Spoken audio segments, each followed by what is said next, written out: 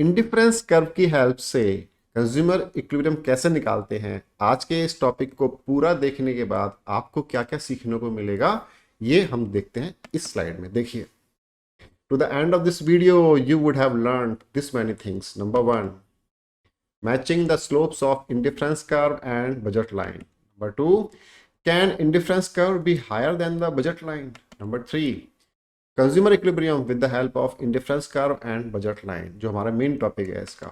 और क्या हमारा इंडिफरेंस कर्व कॉनकेव भी होना पॉसिबल है कॉन्वेक्स की बजाय, ये भी आप सीख चुके होंगे इस क्लास के पूरा होने तक। यही नहीं, इसके अलावा भी है how consumer decides when not in equilibrium, जब कंज्यूमर इक्विलिब्रियम में नहीं होता तब वो कैसे डिसीजन लेता है इक्विलिब्रियम तक पहुंचने के लिए। और क्या सीखेंगे आप, देखिए, why I C is never straight और कॉनकेव, हमारा इंडिफरेंस कर्व कभी भी स्ट्रेट या कॉनकेव नहीं होता, हमेशा कॉन्वेक्स ही होता है। ऐसा क्यों, ये भी हम देखेंगे। और देखिए, can indifference curve be lower than price line, क्या हमारा इंडिफरेंस कर्व प्राइस लाइन के नीचे होना पॉसिबल है, ये भी आप जान चुके होंगे आज की क्लास के कंप्लीट होने तक। और एक बात और, क्या इस वाली टॉपिक में से किस तरह के क्वेश्चन हमारे एग्जाम्स में ज़्यादा आते हैं, उनमें से हम कुछ क्वेश्चंस को प्रैक्टिकली यहाँ पे सोल्व करके दिखाएंगे आपको। तो आज की क्लास में आपको ये सब जानने को मिलेगा, ऐसा नहीं इस क्लास के पूरा होने तक आप ये सब जान चुके होंगे। दैट मीन्स आपकी नॉलेज बेस में ये सब बातें अब ऐड हो जाएंगी इस क्लास के पूरा होने तक। तो पूरा वीडियो देखिए और एक एक करके इन सभी टॉपिक को बहुत ही आसान भाषा में, बहुत ही इजी ढंग से आप समझिए। वेलकम टू इकोनॉमिक्स ज्ञान विद सुधीर मित्तल। आज का हमारा टॉपिक क्लास 11 का इंट्रोडक्टरी माइक्रो इकोनॉमिक्स का चैप्टर 2, जिसका नाम है कंज्यूमर्स इक्विलिब्रियम। इसका टॉपिक नंबर 2.6, जो इस चैप्टर का ओवरव्यू है हमारे सामने है। ये हम 2.1 से लेकर के 2.5 तक सभी कुछ पढ़ चुके हैं ऑलरेडी। ठीक है, हम लोग कंज्यूमर इक्विलिब्रियम यूटिलिटी एनालिसिस की हेल्प से कैसे निकालते हैं हम लोग पहले से ही सीख चुके हैं। और हमने इंडिफरेंस कर्व क्या होता है और बजट लाइन यानी कि BL या PL, प्राइस लाइन बोलिए आप, ये क्या होते हैं, इन दोनों टॉपिक्स को हम लोग ऑलरेडी पढ़ चुके हैं। इन सभी टॉपिक्स की वीडियो डिस्क्रिप्शन बॉक्स में इनके लिंक दिए हुए हैं, आप चाहें तो जिस भी वीडियो को, जिस भी आप क्लास को लेना चाहें अभी ले सकते हैं। 2.6 जो आज का हमारा टॉपिक है, consumer equilibrium with indifference curve analysis. इसके बाद जो हम पढ़ेंगे इस चैप्टर का एग्जाम सीरीज होगा, वो आपके लिए ही है, ज़्यादातर तो आप ही को रोल प्ले करना होता है। और इन सभी 7 टॉपिक्स के लिंक्स डिस्क्रिप्शन बॉक्स में दिए हुए हैं, आप उनको कभी भी किसी भी लिंक को क्लिक करके कोई भी टॉपिक को आप वॉच कर सकते हैं। ठीक है, आज का टॉपिक 2.6 शुरू करते हैं अब। There are 2 ways to know consumer equilibrium. Recapture करा रहे हैं आपको पुराना वाला डेटा। देखिए, 2 तरीके हैं कंज्यूमर इक्विलिब्रियम निकालने के, है ना। एक तो है with the help of utility analysis, ये हम ऑलरेडी पढ़ चुके हैं 2.1 से लेकर 2.3 में, करेक्ट। और दूसरा तरीका है इंडिफरेंस कर्व एनालिसिस की हेल्प से कंज्यूमर इक्विलिब्रियम निकालने का।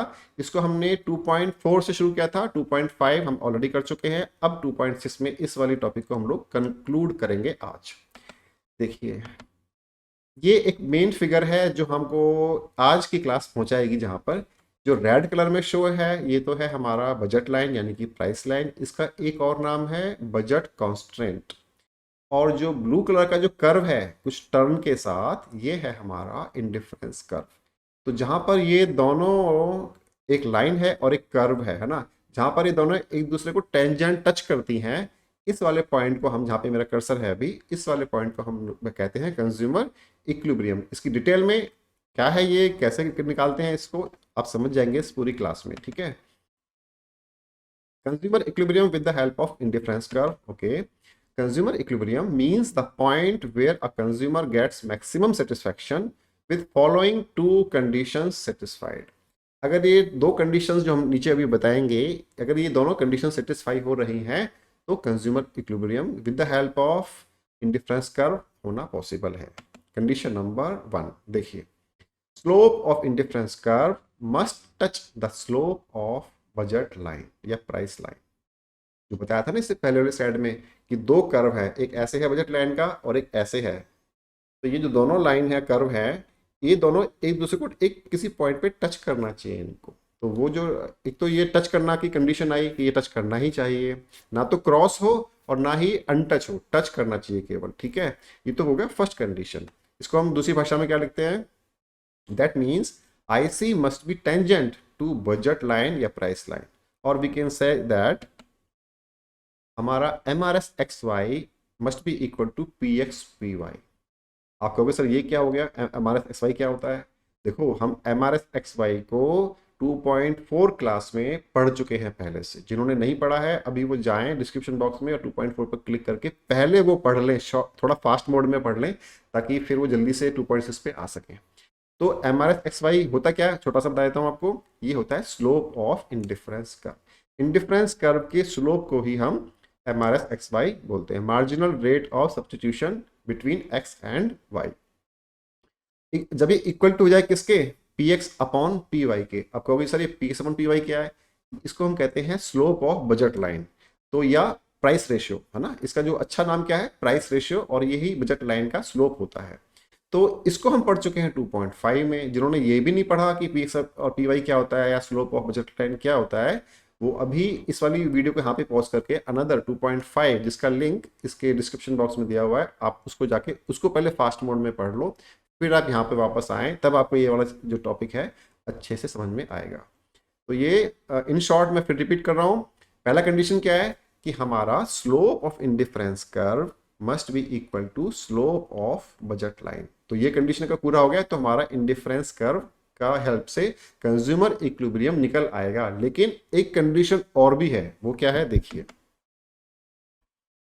आपको बताने के लिए। स्लोप ऑफ IC ये है और स्लोप ऑफ बजट लाइन ये है। शॉर्ट में हमने यहाँ पे लिख के बता दिया आपको। दूसरी जो कंडीशन है वो क्या है, हमारा जो इंडिफरेंस कर्व है दैट मस्ट बी कॉन्वेक्स। वो हमारा इंडिफरेंस कर्व अगर हम ऐसे ग्राफ बनाते हैं तो कॉन्वेक्स होना चाहिए, कॉनकेव नहीं होना चाहिए, ना ही स्ट्रेट होना चाहिए, है ना। तो ना तो स्ट्रेट हो ना कॉनकेव हो तो क्या हो, कॉन्वेक्स हो, इस तरह से। तो इस तरह से दोनों कंडीशन जब फुलफिल हो जाएं तो हमारा आप समझिए कि इंडिफरेंस कर्व की हेल्प से कंज्यूमर इक्विलिब्रियम निकल आएगा। आगे देखते हैं। सेम बात को हमने क्या किया, आपके लिए ग्राफ पे प्रेजेंट कर दिया। इस ग्राफ में जो A और B लाइन है ना, AB यहाँ से लेकर ये जो स्ट्रेट लाइन यहाँ तक, ये है हमारा प्राइस लाइन यानी कि बजट लाइन यानी कि बजट कॉन्स्ट्रेंट। और ये जो हमारा ब्लू कलर का लाइन है, कर्व जो है, ये इसको हम बोलते हैं इंडिफरेंस कर्व। ये हमारा IC के नाम से हमने शॉर्ट में लिखा हुआ है। अब देखो ध्यान से, इस IC का कर्व जो है हमने यहाँ पे दिखाया हुआ है, इस कर्व का स्लोप यहाँ पे तो बहुत ज़्यादा है, स्लोप ही स्लोप है। यहाँ पर भी ज़्यादा है, फिर थोड़ा कम हुआ स्लोप यहाँ पर आते आते थोड़ा और कम हुआ, स्लोप और कम हो गया। मतलब ऊपर से नीचे की तरफ आए, यानी कि लेफ्ट से राइट की तरफ मूव करें, तो इंडिफरेंस कर्व का स्लोप डिमिनिशिंग है ना। और इंडिफरेंस कर्व के स्लोप को ही हम, यहाँ देखिए, इंडिफरेंस कर्व के स्लोप को ही हम MRS/XY बोलते हैं। दैट मीन्स ये जो ब्लू कलर का लाइन है, कर्व है, इसके स्लोप को हम क्या बोलते हैं, MRS/XY। और जो ये रेड कलर की लाइन का जो स्लोप है, बजट लाइन का जो स्लोप है, इसको हम बोलते हैं PX/PY।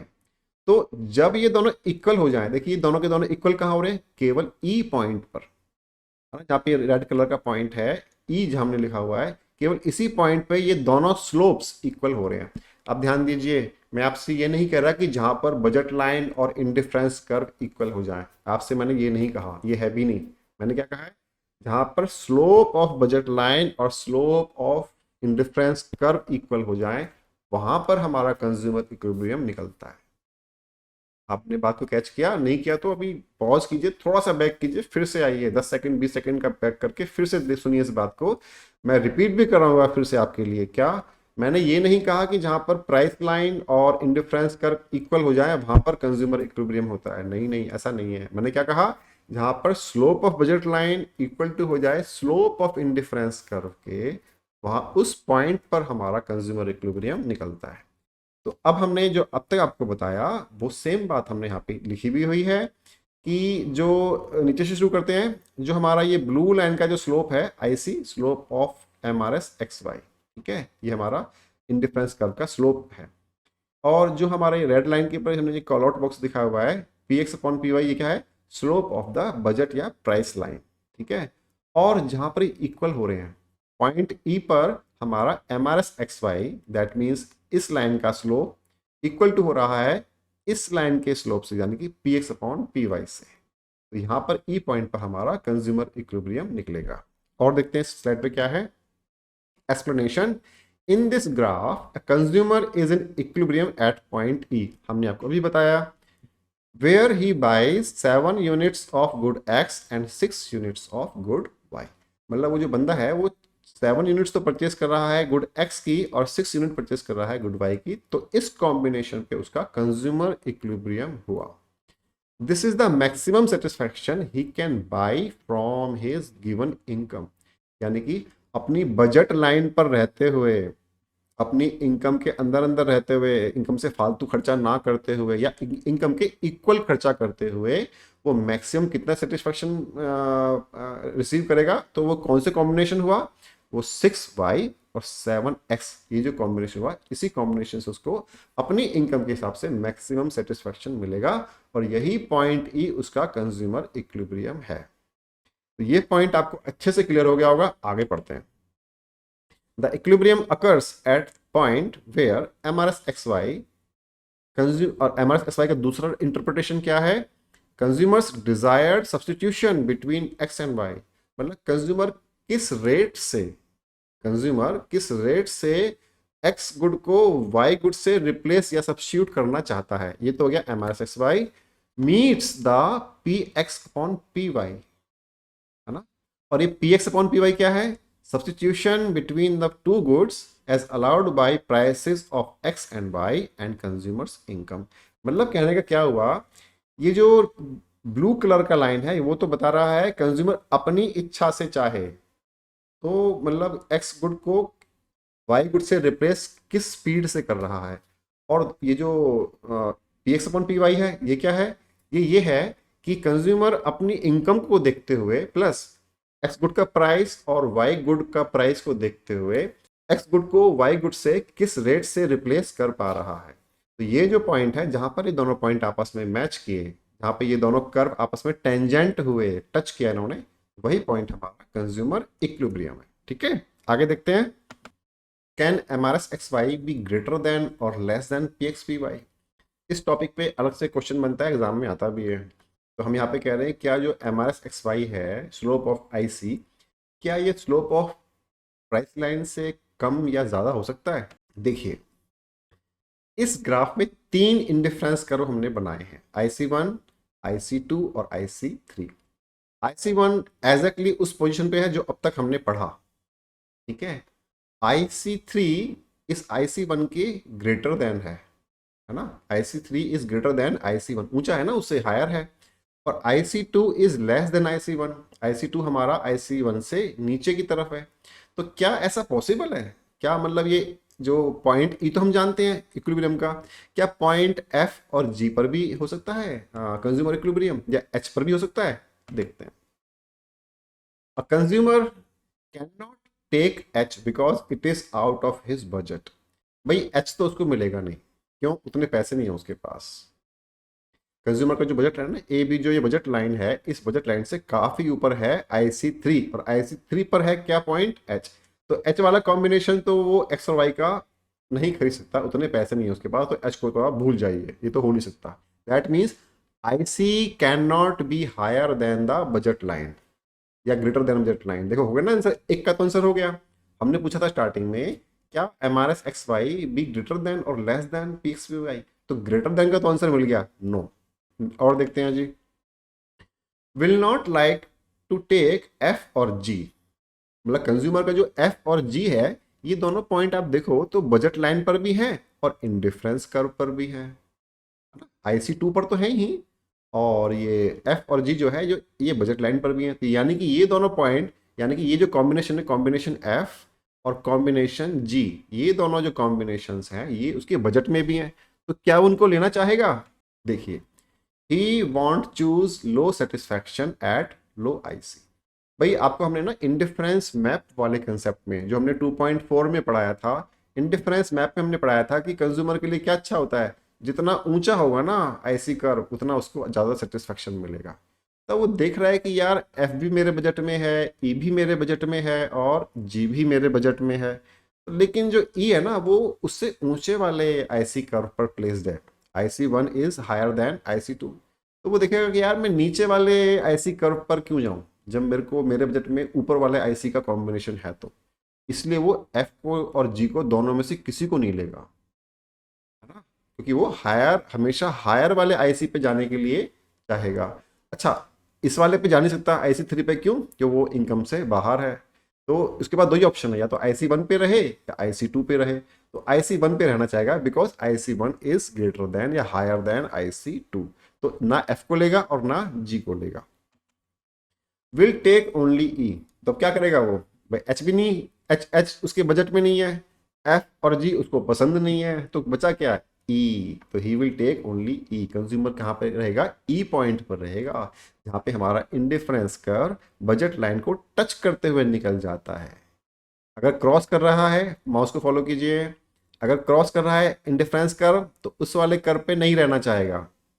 अगर ऊपर है तो वो उसके बजट में नहीं है। तो बात कहाँ बनेगी? बात बीच में बनेगी कि भैया जहाँ पे इंडिफरेंस कर्व टच कर रहा है प्राइस लाइन को और आगे निकल गया, तो इस वाले जो टच का पॉइंट है यहाँ पर ही उसका कंज्यूमर इक्विलिब्रियम हो। ठीक है, ना तो ग्रेटर देन पॉसिबल है ना लेस देन पॉसिबल है, इक्वल टू पॉसिबल है। हमारे फॉर्मूले में भी M R S X Y equal to P X upon P Y ही था। वहां पर ना तो ग्रेटर देन था ना लेस देन था, केवल इक्वल टू था। Can indifference curve be concave too, क्या हमारा इंडिफरेंस कर्व कॉन्केव भी हो सकता है कॉन्वेक्स की बजाय? तो बड़ा अच्छा क्वेश्चन है, देख लेते हैं जी। अब हमने यहाँ पे क्या किया, पहले आईसी 1 खींचा। अभी आप इनको मत देखना, आईसी 2 और आईसी 3 को मत देखना, केवल आप आईसी 1 को देखो। और ये हमने कॉन्केव बना दिया पीपीसी की तरह, है ना, ये कॉन्वेक्स तो नहीं है, ये तो कॉन्केव है। तो अब देखते हैं point number 1। Let us say a consumer is on equilibrium at point E, but his IC1 is concave. मान लेते हैं ऐसा कि हमारा जो IC है वो कॉन्केव है, IC1 कॉन्केव है, और वो E पॉइंट पर इक्विलिब्रियम पे है क्योंकि IC टच कर रहा है बजट लाइन को। ठीक है जी। अब now when he sees that point F and G are also within his budget और प्राइस लाइन, वो देखेगा यार अभी तो मैं E पर मेरा कंज्यूमर इक्विलिब्रियम है, लेकिन जो पॉइंट F है और जो पॉइंट G है, ये दोनों भी तो मेरे बजट में है। क्यों? ये दोनों हमारे बजट लाइन पे फॉल कर रहे हैं, मेरे इनकम के अंडर पॉसिबल है, ऐसा मैं खरीद सकता हूँ इनको। तो वो क्या करेगा फिर? तो he will want to move to them, मतलब ई पॉइंट से एफ की तरफ जाना चाहेगा या जी की तरफ जाना चाहेगा। क्यों? क्योंकि क्योंकि जो जी पॉइंट है वो आई सी 1 से ऊपर है, एफ पॉइंट भी आई सी 1 से ऊपर है, तो ऊपर की तरफ जाना चाहेगा ना, वो ज्यादा क्वांटिटी की तरफ जाना चाहेगा। तो वो क्या करेगा? रिप्लेस करना चाहेगा ई को, किससे? एफ से या जी से। ठीक है, अब एक समस्या आएगी क्या? But again he will be confuse between F and G. अब वो एफ और जी में कंफ्यूज हो जाएगा कि एफ लूं कि जी लूं। अगर एफ लेगा तो जी छोड़ना पड़ेगा, और जी को अगर एक्सेप्ट करेगा तो उसको एफ छोड़ना पड़ेगा। तो आपको किस इसमें दिक्कत क्या है? कोई भी एक ले ले इन दोनों में से, लेकिन इन दोनों में से हमेशा वो चाहेगा ना कि उसको ज़्यादा सेटिस्फैक्शन मिले, और उसको पता नहीं चल पा रहा है कि एफ से ज़्यादा सेटिस्फैक्शन मिलेगा या जी से मिलेगा। क्यों? क्योंकि उसका तो जो इंडिफरेंस कर्व था वो तो कॉनकेव था, IC1, है ना। आप भी IC3 IC2 को मत देखो, IC1 को देखो केवल। उसने जो अपना इक्विलिब्रियम पहले डिसाइड किया था IC1 के बेसिस पे किया था ना, तो अब है तो वो IC1 के ऊपर, अब वो देख रहा है जी की तरफ और एफ की तरफ। अब वो दोनों में से समझ नहीं पाएगा कि दोनों में से ज्यादा किससे मिल रहा है, क्योंकि यहाँ से तो पता ही नहीं चल रहा। क्योंकि अगर आईसी पे होता, IC1 पे होते ये दोनों पॉइंट एफ और जी, तब तो मालूम चल जाता कि इक्वल इक्वल सेटिस्फेक्शन है दोनों कॉम्बिनेशन से। यहाँ पे तो पता नहीं चल रहा, तो कंफ्यूज रहेगा। इसलिए हमने पाया कि therefore because of the concavity of IC1 इस equilibrium will not be stable. अब वो कंफ्यूज रहेगा बंदा कि ई पर ही टिका रहूं या एफ की तरफ जाऊं या जी की तरफ जाऊं, कुछ पता नहीं चल रहा है कि मुझे मैक्सिमम सेटिस्फैक्शन कहाँ मिलेगा। उसको ये तो पता चल रहा है कि तीनों पॉइंट उसके बजट में है, पर इस तीनों में से किस पे उसको मैक्सिमम सेटिस्फैक्शन है ये उसको पता नहीं चल रहा। तो वो कंफ्यूज रहेगा। इसका मतलब कॉन्केव होना भी, इंडिफरेंस करके कॉन्केव होना भी पॉसिबल नहीं है। अगर इंडिफरेंस कर्व कॉन्केव है यहाँ की तरह, तो भी हम कंज्यूमर इक्विलिब्रियम नहीं निकाल सकते। तो हमने दो बातें सीखी। पहली क्या, कि इससे जो हमने पहले पढ़ा था ना, ये वाला देखो, पहली बात थी कि हमारा इंडिफरेंस कर्व प्राइस लाइन से ज्यादा या कम नहीं हो सकता, उसके इक्वल टू होना चाहिए। और दूसरी बात हमने सीखी क्या, ये देखो, कि हमारा इंडिफरेंस कर्व हमेशा कॉन्वेक्स ही होना चाहिए, कॉनकेव तो नहीं चलेगा। ये बात हमने सीखी। ठीक है, आगे देखते हैं। That's why IC has to be convex only. इसका मतलब हुआ कि भैया सब देख लिया हमने, आईसी हमारा कॉन्वेक्स ही होना चाहिए, तभी हम कंज्यूमर इक्विलिब्रियम निकाल पाएंगे। आगे देखते हैं, how consumer behaves when M R S X Y is not equal to P X upon P Y. अगर इंडिफरेंस कर्व का स्लोप इक्वल टू नहीं है बजट लाइन के स्लोप से, तो कंज्यूमर कैसे बिहेव करेगा, क्योंकि उसका इक्विलिब्रियम तो हुआ नहीं। इक्विलिब्रियम कहाँ होता है, इक्विलिब्रियम होता है जहाँ पे इक्वल टू हो, तो यहाँ पे हम कह रहे हैं नॉट इक्वल टू। तो जब नॉट इक्वल टू की पोजीशन पे है तो वो कैसे बिहेव करेगा, क्या डिसीजन लेगा ताकि वो इक्विलिब्रियम पे पहुंच पाए, वो हम इस स्लाइड में डिस्कस कर रहे हैं। ठीक है, how a consumer behaves when M R S X Y is not equal to P X upon P Y, ये बात हम डिस्कस कर रहे हैं। देखिए अभी आप केवल जो ये समझिए, इस वाले ग्राफ पे, डायग्राम पे केवल आप फोकस कीजिए ग्रीन वाली लाइंस पर, और कुछ मत देखिए। अभी ग्रीन वाली लाइंस हमसे कह रही हैं कि कंज्यूमर जो है वो ये तो उसकी बजट लाइन है ए और बी, और जो ये है ये इसका इंडिफरेंस कर्व है। तो ई पॉइंट पे फिलहाल वो इक्विलिब्रियम में हो सकता है, अगर ई पे है तो वो इक्विलिब्रियम में होगा, और वो 6 यूनिट्स तो ले रहा है गुड वाई की एंड 7 यूनिट्स ले रहा है गुड एक्स की, तो वो इक्विलिब्रियम में है। ओके, अब मान लीजिए वो इक्विलिब्रियम में नहीं है ना, क्योंकि हम लोग नहीं वाला है ना, नॉट इक्वल टू डिस्कस कर रहे हैं ना, तो यहाँ पे तो इक्वल टू का साइन आएगा ई पॉइंट पे तो। लेकिन अब हम कह रहे हैं मान लीजिए वो एफ पॉइंट पर है, वहां पर M R S equal to नहीं है P X upon P Y के। तो हाँ, आपको सर ये कैसे पता चला कि M R S X Y is not P X upon P Y है, इस वाले एफ पॉइंट पे कैसे मालूम चला हमें, देखो ध्यान से। इस पॉइंट पर जो एफ है ना, ये पॉइंट यहाँ पर जो एफ पॉइंट तो इंडिफरेंस कर्व के ऊपर ही है, तो एफ पॉइंट क्या है हमारा, M R S X Y. इसके सामने यहाँ पर ये क्या है हमारा, P X upon P Y which is the slope of budget line. तो क्या ये पॉइंट और ये पॉइंट, मैं यहाँ पे इमेजिनरी पॉइंट बना रहा हूँ, देखिए क्या ये एफ पॉइंट और ये रेड कलर का डॉट इक्वल है, इक्वल तो बिल्कुल नहीं है, एक दूसरे की हाइट ही ऊपर नीचे है ना, मतलब बिल्कुल इक्वल नहीं है, कम ज़्यादा है ये तो इसका मतलब ये एफ पॉइंट पर अगर है तो एफ पॉइंट पे कंज्यूमर इक्विलिब्रियम में नहीं है।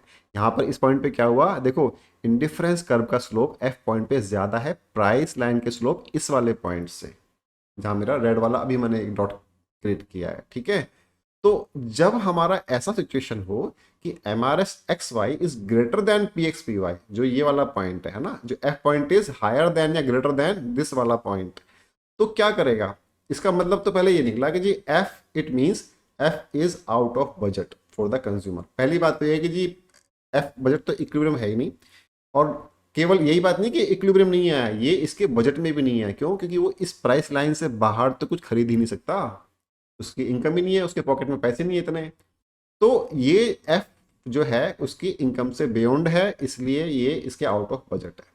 Therefore consumer will purchase more X and less Y. अब ये कैसे निकाला जी आपने, समझते हैं। देखो अभी कंज्यूमर एफ पॉइंट पर है, उसको पता है कि ये एफ पॉइंट उसके बजट से बाहर है, तो वो खरीद तो सकता नहीं है, इस पॉइंट को अचीव तो कर नहीं सकता वो। अब इस पॉइंट को अचीव नहीं कर सकता तो वो इक्विलिब्रियम पे आना चाहेगा, यार कोई तो ऐसा पॉइंट हो जहाँ पे मुझे मेरा बजट में भी हो और मेरे को ज़्यादा से ज़्यादा सेटिस्फेक्शन भी मिले। ठीक है, तो वो इस एफ पॉइंट से ई की तरफ आना चाहेगा, है ना। तो एफ से ई की तरफ आने के लिए उसको वाई की क्वांटिटी यहां से यहां तक कम करनी पड़ेगी। जो ये गोल्डन कलर का एरो बना हुआ है चेक कीजिए, वाई की क्वांटिटी देखो, उसको एफ पॉइंट से ई पॉइंट तक आने के लिए उसको वाई गुड की क्वांटिटी यहां से यहां तक कम करनी पड़ेगी, और साथ में एक्स की जो क्वांटिटी है, एक्स गुड की क्वांटिटी है, वो उसको यहां से यहां बढ़ानी पड़ेगी ताकि वो ई पर आ जाए। समझे आप, तो इसका मतलब क्या हुआ कि M R S X Y जब ग्रेटर देन हो P X upon P Y के, तो उसको एक्स की क्वांटिटी बढ़ानी होती है और वाई की क्वांटिटी कम करनी होती है। तो he will purchase more X and less Y, तभी वो अपने कंज्यूमर इक्विलिब्रियम पे आ पाएगा। ठीक है, दूसरा पॉइंट देखते हैं। अब घबराना मत, अगर आपको समझ में नहीं आया आप पॉज करके थोड़ा सा बैक कीजिए, मेरी इसी बात को दोबारा सुनिए इसी स्लाइड पर, 10 सेकंड 20 सेकंड 30 सेकंड जो भी था वो आप उसको बैक करके फिर से सुनिए, आपको एकदम से समझ में आ जाएगा कि जब वो एफ पॉइंट पे था तो उसको एफ पॉइंट पे तो पॉसिबल नहीं है, इनकम से बाहर है उसका, तो एफ पॉइंट से अब वो चाहेगा कि मैं इक्विलिब्रियम पॉइंट पे आऊँ। तो एफ पॉइंट का जो कॉम्बिनेशन था यहाँ से इतना वाई और इतना एक्स, अब वो क्या करेगा, वाई का कंजम्पशन कम करेगा और एक्स का कंजम्पशन बढ़ाएगा ताकि वो ई पॉइंट पर आ जाए। ठीक है, फिर से आप एक बार देखेंगे तो आपको और समझ में आ जाएगा। अब आप रेड वाले पॉइंट पे आइए, रेड वाले बॉक्स पे। यहाँ पे हमने लिखा हुआ है कि मान लीजिए फिलहाल कस्टमर जी पॉइंट पे है। इस जी पॉइंट पर रहते हुए उसने देखा कि यार ये तो मेरे बजट से बाहर है। क्यों? क्योंकि ये ए बी लाइन से थोड़ा आगे की तरफ है जी, तो ये खरीद तो मैं पाऊंगा नहीं, तो ये तो पॉसिबल नहीं है खरीदना। तो मैं जी पॉइंट से ई पॉइंट की तरफ आना पड़ेगा मेरे को अपना इक्विलिब्रियम अटेन करने के लिए। तो वो जी का जो कॉम्बिनेशन था ना, रेड कलर की लाइन जो है ये वाली दोनों गुड्स की, इस कॉम्बिनेशन से ग्रीन कलर के कॉम्बिनेशन जो कि ई पॉइंट पर है उस पर आना चाहेगा। इसके लिए उसको क्या करना पड़ेगा? उसको y की कंजम्पशन बढ़ानी पड़ेगी और s की कंजम्पशन घटानी पड़ेगी, तभी वो ई पॉइंट पर आ पाएगा। तो यहाँ पे हमने वही लिखा हुआ है, any point below E like g means MRS XY is less than PXY। Indifference curve पर g पॉइंट का स्लोप काफ़ी कम है, जबकि बजट लाइन का जो स्लोप है इसी के सामने अगर देखें यहाँ पर तो वो ज़्यादा है। तो स्लोप कम है इसलिए हमने लिखा MRS XY less than PX/PY। ठीक है, तो ये जो बात हुई इसके लिए अगर ऐसा वाला सिचुएशन हो तो हमें क्या करना पड़ेगा? हमें करना पड़ेगा x का कंजम्पशन तो हमको कम करना पड़ेगा और y का कंजम्पशन हमको बढ़ाना पड़ेगा, तभी हम g से e की तरफ आ पाएंगे। तो ये जो स्लाइड है ये बहुत इंपॉर्टेंट है, इसके बेसिस पे ना बहुत क्वेश्चंस आते हैं, न्यूमेरिकल भी आते हैं इस चैप्टर में से। इनफैक्ट अगर न्यूमेरिकल आएगा तो 2.3 में जो हमने पढ़ाया था उसके बेस पे आएगा, या 2.6 में जो अब पढ़ रहे हैं इसके बेस पे आएगा। तो और न्यूमेरिकल अक्सर आते ही हैं, तो ये आपको ना ध्यान से सुनना पड़ेगा बड़ा। और अगर आपको समझ में थोड़ा कम आए, मान लो कई कई बार सुन के समझ में नहीं आए, तो आप एक काम करना, आप थोड़ा सा ये बात याद रख लेना कि जहाँ पर ग्रेटर देन का साइन है ना वहाँ पे तो मोर एक्स है, और जहाँ पे लेस देन का साइन है वहाँ पे लेस एक्स है। समझ गए आप? बहुत आसान है वैसे, अगर ऐसे रटना चाहो तो। देखो, देखिए मैं आपको मार्किंग कर देता हूँ इस तरह से, जहाँ पर MRS XY में ग्रेटर देन का साइन है ना, तो वहाँ पर इस जो एक्स लेटर पहला लिखा हुआ है वो मोर है, और जहाँ पर MRS X लिखा हुआ है लेस देन, यहाँ पे जो ये लेस देन का साइन है वहाँ पे लेस एक्स है। बस इतना याद कर लेना, आपका काम हो जाएगा। तो ये एक तरीका था, मतलब शॉर्टकट था याद करने का। MRS X लेस देन है तो लेस एक्स, MRS XY अगर मोर देन है तो मोर एक्स, ये आपको करना है। तो इससे करने से आपको काफ़ी हेल्प मिल जाएगी। और देखते हैं जो अभी हमने पढ़ा इसी के बेस पे एक क्वेश्चन सोल्व करते हैं न्यूमेरिकल, जिसकी मैं बात कर रहा था। देखिए, if the price of x commodity यानी कि PX is ₹6 and the price of commodity Y is PY is 10 and the slope of IC is 2, please suggest if consumer is in equilibrium or not। और जो उसका reaction होगा consumer का वो क्या होगा वो भी आप बताइए। ये एक बात, एक क्वेश्चन आया, इसी तरह के क्वेश्चंस आपको एग्जाम में देखने को मिलेंगे। देखते हैं सॉल्यूशन क्या है इसका। सबसे पहले तो जो स्टेटमेंट में जो आपको बातें लिखी है ना उनको आप नोट करो। PX क्या था जी? 6, PY क्या है? 10, और MRS XY यानी कि स्लोप ऑफ IC क्या है हमारा? 2। ये हमको 3 बातें दी हुई हैं क्वेश्चन में। आगे सोल्व करते हैं। अब हमको जो टेस्ट हमको पता है कि कंज्यूमर इक्विलिब्रियम कहाँ होता है, जहाँ पे ये दोनों बातें बराबर हो जाएं। इस फार्मूले को हम लोग पहले डिस्कस कर चुके हैं। तो MRS XY equal to PX/PY होना चाहिए, इक्वल टू होना चाहिए। अब इस कंडीशन को टेस्ट करते हैं इनमें इनकी वैल्यूज पुट करके। देखिए, let us put the values in the formula. MRS XY तो 2 था ना जी, 2 लिख दिया। PX/PY क्या था, हमने करके दिखाया, 6/10, 6/10 इज इक्वल टू 0.6। अब टेस्ट किया, क्या क्या MRS XY इक्वल टू है PX/PY के? तो हमने कहा नहीं जी ये तो नहीं है, 2 इज ग्रेटर देन 0.6 है ना। तो हमने यहाँ पे लिखा नहीं नहीं, we can see that in the given case MRS XY is greater than PX/PY। तो MRS XY greater than PX/PY है, उस केस में क्या करेंगे? याद है ना क्या बताया था अभी शॉर्ट वाला, वो बताया था। देखिए, MRS XY अगर ग्रेटर देन है तो मोर एक्स हो जाएगा। देखो कैसे होगा। It means that consumer is not in equilibrium at this point. पहली बात तो क्या प्रूव हुई कि यहाँ पे हम इक्वल टू का साइन नहीं लगा पाए क्योंकि 2 बड़ा है 0.6 से, तो इक्वल टू साइन नहीं लगा पाए। तो पहले बात तो मालूम चला कि कंज्यूमर इक्विलिब्रियम में नहीं है। नेक्स्ट बात क्या लगा, अब कंज्यूमर क्या करेगा इक्विलिब्रियम पे आने के लिए? है ना। कंज्यूमर तो मानेगा नहीं, बिना इक्विलिब्रियम पे आए वो मानेगा नहीं, तो क्या करेगा वो, ये करेगा, consumer will reduce the consumption of good Y and increase the consumption of good X. वही तो बताया था ना, जब ग्रेटर देन का साइन हो तो मोर एक्स, यानी कि ग्रेटर देन एक्स मोर, जब आप ऐसे याद कर लो शॉर्ट में, जब मोर देन का साइन हो तो मोर एक्स, और जब लेस देन का साइन हो तो लेस एक्स। तो यहाँ पे तो मोर देन है, तो यहाँ पे क्या किया हमने, मोर एक्स लिखा ना, increase the consumption of good x. और अब एक्स को इंक्रीज करेगा तो वाई को डिक्रीज ही करेगा या रिड्यूस करेगा, तो क्या लिखा हमने, कंज्यूमर का रिएक्शन क्या होगा, consumer will reduce the consumption of good Y and increase the consumption of good X. Until, कब तक करेगा ऐसा, है ना, ऐसा कब तक करता रहेगा कि उसने वाई का कंजम्पशन बढ़ाया और वाई सॉरी उसने एक्स का कंजम्पशन बढ़ाया और वाई का कंजम्पशन उसने कम किया, कब तक करेगा ऐसा, वो तब तक करेगा until the point M R S X Y becomes equal to the P X upon P Y. जब तक ये कंडीशन सेटिस्फाई नहीं हो जाती ना, तब तक वैसा वो करता रहेगा कि एक्स के कंजम्पशन को बढ़ाएगा और वाई के कंजम्पशन को कम करेगा। तो ये इसका एक ना तरीका है कि इस तरह के क्वेश्चंस का आंसर आप कैसे एग्जाम में लिख करके आएंगे। तो आपको ऐसे ही समझना चाहिए, इसी भाषा में लिख करके आना चाहिए, ताकि आपको फुल मार्क्स मिले हमेशा। तो ये था हमारा टॉपिक 2.6 आपके चैप्टर 2 का। इस चैप्टर का लास्ट टॉपिक था आज, इसके बाद तो एग्जाम सीरीज आएगी।